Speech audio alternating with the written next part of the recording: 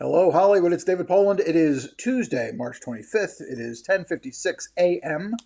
as I start writing this, speaking this, saying this, having this, videotaping this, etc., etc., etc.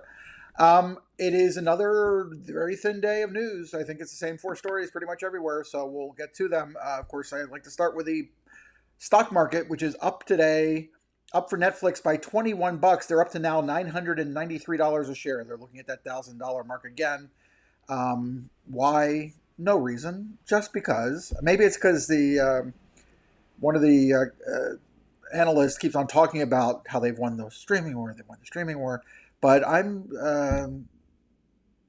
It's weird. It's weird when we're listening to this guy in a few different places.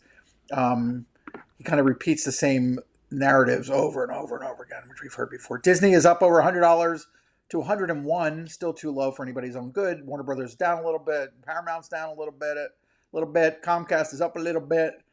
Sony's down a little bit, but like Comcast, not really having a lot to do necessarily with movies. And that's where we are today with that. So starting with Deadline, they're breaking news. I don't think it's exclusive, but it's breaking. Jessica Chastain and Adam Driver in The Dealer drama series, ordered from Apple from Media Res. So they're going to series. I don't know if either one of them has done a series before. That'll be interesting. The lead story after that is Amy Pascal and David Heyman. Note the placement. Amy Pascal first, David Heyman second, have made official Bond producers for Amazon MGM. I think this is a terrible, terrible, terrible idea. I'm sure they are both, I know they are both veteran, experienced people who will work it out quietly. However it works out, it can be a great relationship, it can be a terrible relationship, but they will figure out a way for us not to know. But the punchline is, if you don't need David Heyman and Amy Pascal can do it, why have David Heyman? If you can have David Heyman and don't need Amy Pascal, why do you have Amy Pascal doing it? Probably because they already have a relationship with Amy Pascal. Probably because it was a male-female pairing for the last 30 years, whatever it's been. None of which is a good reason to have two producers doing Bond together. Doesn't really make a lot of sense. It made a sense for the Broccolis. Doesn't necessarily make sense for individual producers. But this is where MGM and Amazon has been now for the last number of years. We're in this kind of weird. It's always a weird decision, almost always a strange decision coming out of Amazon and MGM. They just have not had clarity. I'm hoping they'll have more clarity. Next week we'll have CinemaCon, and Amazon MGM will be there and doing a full presentation, heavily into 2026, but a full presentation nonetheless. So that's a statement. But hiring both of these people to be the producer of this movie, I don't understand what that statement is. It doesn't make a ton of sense to me, but it doesn't make sense to me. Their personalities, who they are, their histories, all that doesn't make sense to me. But even more so, just the idea of hiring two top side big movie producers to do this movie together, I just don't see the point. It's strange to me. Anyway, the No Other Land Palestinian filmmaker was freed by the Israelis, apparently. So that is good. Having him arrested was not good. We have a list from Fandango. Now the part where I choked to death. Of the 10 most anticipated summer movies, you can guess them without Fandango or anybody else taking a survey. Not really very, very insightful or interesting. Jory Wood's going to host the Peabody Awards, which nobody will see except for people at the Peabody Awards, which is a lovely event, by the way. I've been there a few times. Let's see. Is there any other news here? Not really. DGA appoints John Avnet and Karen Gaviola to lead negotiations in 2026, which is, of course, like the off year. It's like a presidential year for elections, and then there's the off year. That's the same thing with guild elections or guild negotiations. They're just not very interesting in the off years, and they tend to be pretty quiet and calm with no real threat of any kind of strike. The top story of Variety is Charlemagne Inc., how Charlemagne the God built his empire. Thank goodness we now have that. They needed a cover story, they did it. Then we have Tatiana Siegel, who has become the ambulance chaser of Variety and Rolling Stone, chasing the Snow White fiasco, doing a piece that really, remarkably, says almost nothing. It's very brief. It doesn't actually have any real reporting on it. It's like old information. And then at the end, there's this weird schizophrenia of, let's see, there was no bad blood between the two Snow White leads, despite press reports to the contrary. Then there's a series of things where Tatiana points out bad blood between the two leads. I don't understand what that's supposed to be. She's reporting and then changing her mind, apparently, in the same paragraph.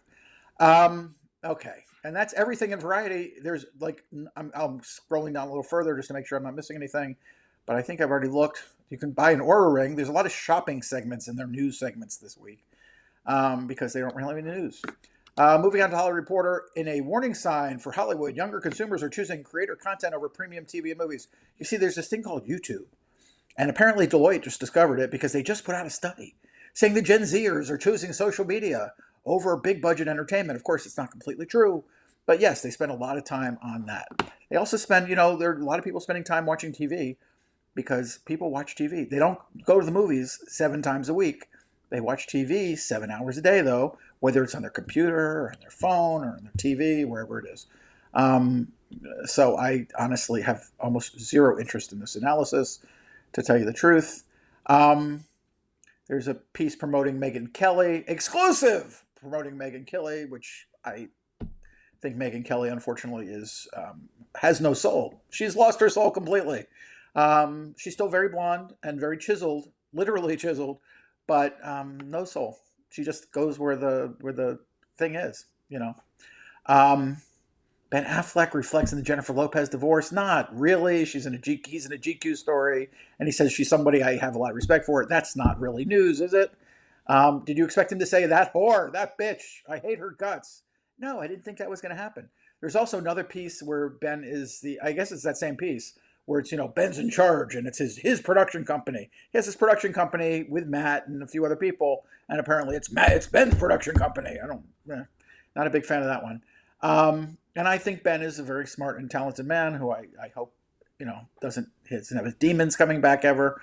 But they are doing good work with this organization. However, there's too much promotion. One step too much promotion is almost always the case these days with Ben Affleck. He's just trying a little too hard for our own good. Let's see. These are stories that were all up here yesterday. Street Fighter was moved. Elizabeth Olsen is in a new show. That's non-Marvel. Oh my God, is she doing a movie instead of Marvel? Garcelle Beauvais is leaving Real Housewives of Beverly Hills. That should keep us all up at night. And Bravo's running a new show with a bunch of Bravo housewives running a hotel. It's actually a Vanderpump show, which second season is coming shortly on Hulu. Where she starts her own hotel, because that's what we need, is them all starting their own hotels. Very important, hard work going on there. Moving on to IndieWire, where we know there's no news. There's an interview with the group from the movie called Warfare, to get extraordinary realism. I think this is actually as I skip the ad, it's Ray Mendoza. It's co-directed by Alex Garland. So I'm a big Alex Garland fan, so I'll probably go see it, but I don't really need to read this interview to do so. There's a look back at Clone Wars by Jendy Tarkovsky. There's a story about how becoming Led Zeppelin has done so well at the box office by treating it like a secret concert event. And it should be more. It should be getting, definitely these days, particularly, should be getting some IMAX screens and some Dolby screens back, because they're good. They're good because wait to see it. And everything else is just, there's reporting on other reporting. Tommy Boy could have been a disaster. We're now talking about Tommy Boy, and it could have been. Okay? I think that's it. I actually watched White Lotus this morning, episode 7 of 8. Going to be interesting to see how people react to this one. I think it's fair to say that more questions are asked than answered, and we're going to be all waiting for that final episode to clean up, to change the world. It's still, of course, fantastic and wonderful. New things are coming up, and it's interesting, but I don't think I'm supposed to be telling you about it at this point on Tuesday for Sunday, but I'm sure we'll talk about it later in the week.